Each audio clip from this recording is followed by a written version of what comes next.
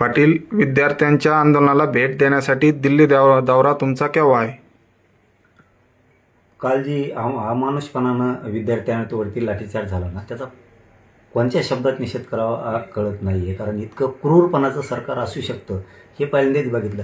इथून पाठीमागं थोडंसं काय वाटलं नाही, परंतु काल ज्यावेळेस लाठीचार्ज झाला ना विद्यार्थिनीवरती, तर ते खूप मनाला लागलं की महाराष्ट्रात जर विद्यार्थ्यांना लोकशाही मार्गानं सरकार भाजपचं जगू देणार नसेल तर या सरकारचा माज उतरवला पाहिजे. कारण हे जर लोकशाही मार्गानं जर आंदोलन करून देणार नसले तर पोरांनी विद्यार्थ्यांनी या देशातल्या जगायचं कसं, हा प्रश्न खूप मोठा आता उभा राहिला आहे. किती दिवस सहन करायचं? कारण हे आत्तापर्यंत सहन केलं की चाललं होतं आंदोलन, चाललं ठीक आहे, पण तुम्ही पोरांना पाय मोडूच तर आणणार, विद्यार्थ्यांना, मुलींना, पोरांना. त्या म्हणजे किती मस्ती या सरकारला आली याच्यातून दिसतंय.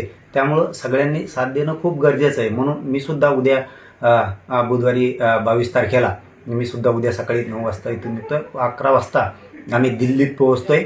उद्या दिल्लीत आम्ही सगळ्या विद्यार्थ्यांची भेट घेणार आहेत.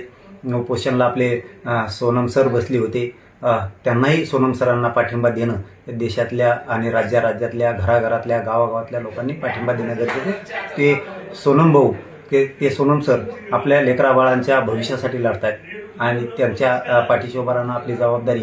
पण कालचा जो प्रकार झाला ना, तुम्हाला सांगतो, इतका भयंकर प्रकार होता तो कालचा. सरकारनं या देशात आणि या राज्यात लोकशाही जिवंत ठेवली की नाही असं वाटत होतं. अशी चीड रात्रीपासून येते. एका मुलीचा व्हिडिओ रात्री आम्ही बघितला की तिला पत्रकारांना विचारलं, तुला मारलं का, तू का रडती?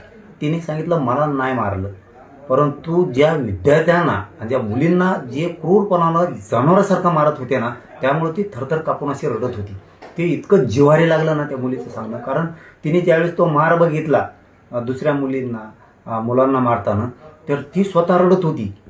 म्हणजे ती मार किती क्रूरपणानं या भाजप सरकारनं दिला असं नाही. भाजप सरकारला सरळ सांगणं आहे, लोकशाही मार्गानं त्या विद्यार्थ्यांना आंदोलन करू द्यावं, दडपशाही करू नये, नसता राज्यात तुम्हाला खूप जड जाईल आणि या देशातसुद्धा जड जाणार आहे.